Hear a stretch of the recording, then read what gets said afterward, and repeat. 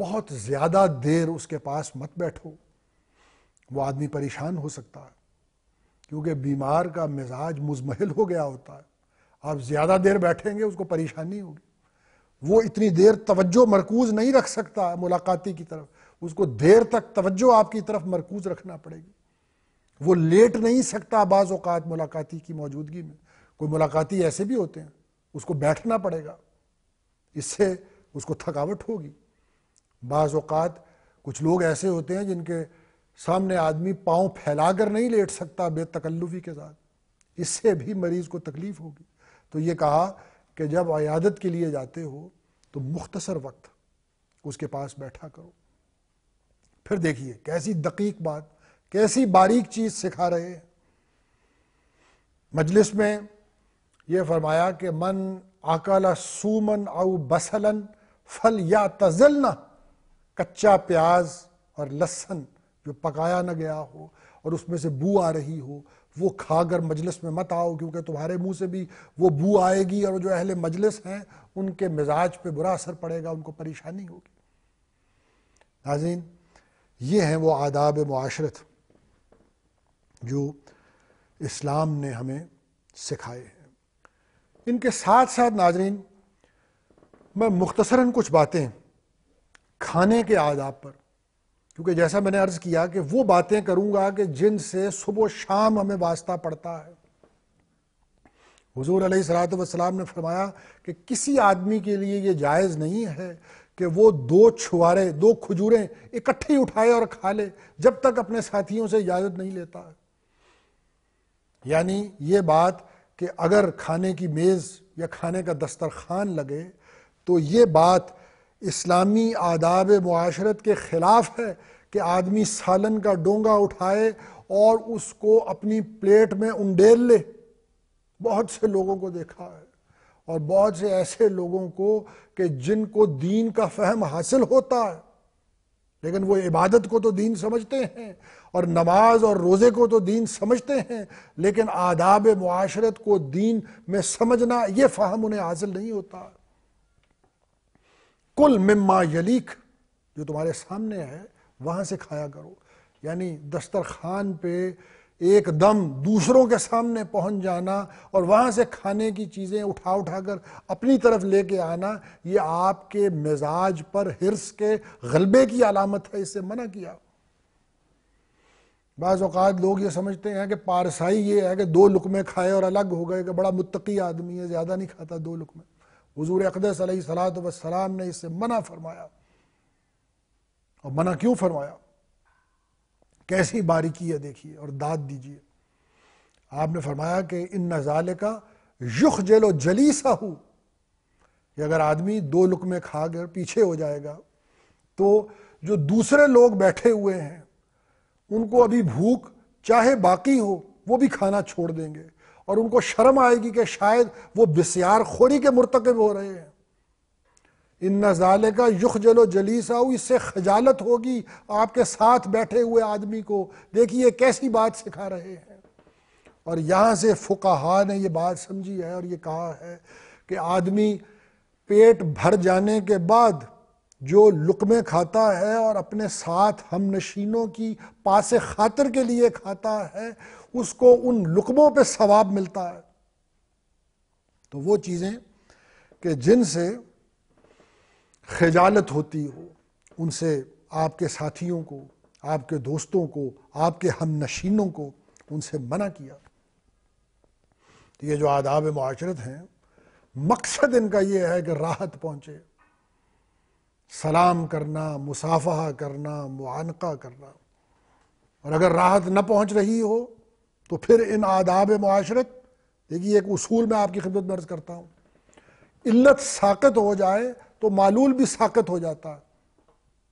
اگر یہی آداب معاشرت جو ہیں یہ باعث تکلیف ہونے لگیں اور باعث آزار ہونے لگیں تو یہ ساقط ہو جاتے ہیں، یہ بھی ایک سمجھنے کی بات ہے۔ یعنی لوگ جو ہیں وہ لٹھ چلا دیتے ہیں یک طرفہ اور دوسری بات کو سمجھتے نہیں ہیں۔ سلام بہت اچھی چیز، آپ علیہ الصلوۃ والسلام نے فرما دیا کہ افشوا السلام بینکم، لیکن اگر آدمی سویا ہوا ہے اور آپ جا کے چیخ رہے ہیں اس کے کان میں السلام علیکم السلام علیکم، اور نیند سے آپ نے اس کو اٹھا دیا ہے، تو یہ کیا؟ یہ خلاف تہذیب حرکت کی ہے آپ نے۔ صحابی کہتے ہیں کہ ہم رات کو سوئے ہوئے ہوتے اور حضور اقدس علیہ الصلوۃ والسلام تشریف لاتے تو السلام علیکم کہتے، مگر اتنی دھیمی آواز میں کہتے جو جاگ رہا ہوتا وہ سن لیتا، اور جو سویا ہوا ہوتا اس کی نیند میں کوئی خلل نہ پڑتا۔ آپ نے دیکھا، اگر علت نہ رہے تو پھر معلول بھی نہیں رہتا ہے۔ یہ ہے وہ بات، یہ اس کی وضاحت ہے۔ ایک آدمی کا ہاتھ زخمی ہے اور آپ بار بار اس سے مصافحے کی کوشش کر رہے ہیں، خلاف تہذیب غیر فقہی بات کر رہے ہیں آپ۔ ایک آدمی تیزی سے جا رہا ہے اور محسوس ہو رہا ہے کہ بھئی اس کی گاڑی چھٹ رہی ہے یا وہ دفتر یا کالج پہنچنے میں اس کو تاخیر ہو رہی ہے، اور آپ اس سے مصافحہ کی کوشش کر رہے ہیں، آپ اس کو پریشان کر رہے ہیں، یہاں پہ مصافحہ نہیں ہوگا، یہ غیر فقیہانہ بات آپ کر رہے ہیں۔ ایک مجلس میں 50 لوگ بیٹھے ہوئے ہیں، آپ گئے ہیں اور آپ نے سب سے معانقہ شروع کر دیا ہے۔ یہ معانقہ اسلامی آداب معاشرت کا حصہ ہے، لیکن جہاں 50 لوگ، آپ نے مجلس کو درم برم کر دیا۔ وہاں صرف آپ ایک بار بآواز بلند السلام علیکم کہیے اور اپنی نشست پہ بیٹھ جائیے۔ کوئی ضعیف آدمی، کمزور آدمی، آپ اس کو معانقے کی بار بار دعوت دے، اس کو پریشان کر رہے ہیں آپ۔ تو ناظرین، یہ وہ بات ہے کہ آداب معاشرت کو، یہ وہ اعتدال ہے اصل میں اسلام کا، جسے ملحوظ رکھنا، اور فہم یہی ہوتا کہ اس اعتدال کو محفوظ رکھنا۔ جس آدمی کو خبر نہیں ہوتی وہ گڑبڑ کرتا ہے اور اعتدال کے راستے سے اتر جاتا ہے۔ اور اب میں آخری بات آپ کی خدمت میں عرض کروں کہ نماز اور روزے میں اور عبادات میں اگر خلل پڑ جائے تو یہ آدمی کا ذاتی نقصان ہے، اور اگر ان آداب معاشرت میں خلل پڑتا ہے تو یہ دوسروں کا نقصان ہے۔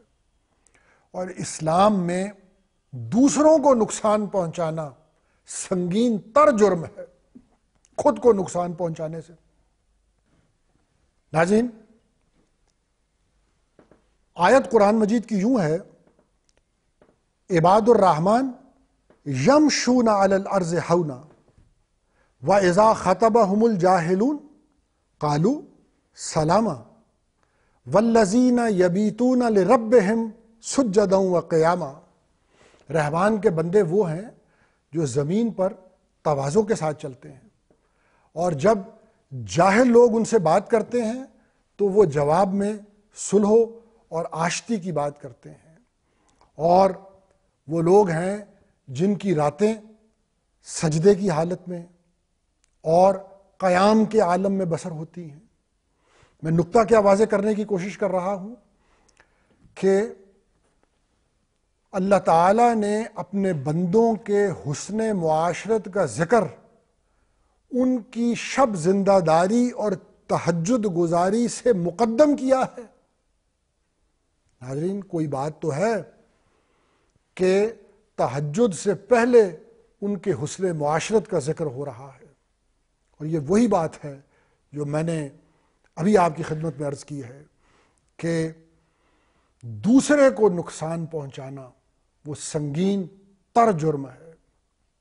تو آپ نے دیکھا کہ یہ کیا کچھ ہے ہمارے پاس، لیکن یہ کتنی صدمے کی بات ہے، اور یہ کیسی رلا دینے والی بدبختی ہے کہ انگریز تو رخصت ہو گیا اور ہمارے جسم تو آزاد ہو گئے، لیکن ناظرین، ہماری روحیں، ہمارے دماغ اور ہمارے دل وہ آج بھی غلام ہیں۔ ہمارے اپنے خزانے کو دیکھیے ناظرین، اس میں ہیرے اور جواہرات ہیں، اور ہم ہیں کہ للچائی ہوئی نظریں غیروں کے کنکروں پہ ڈال رہے ہیں۔ وآخر دعوانا ان الحمدللہ رب العالمین۔ کامل شریعت ہے عین فطرت اور نرم خوبیر انسان، اسلام ہے دین آسان۔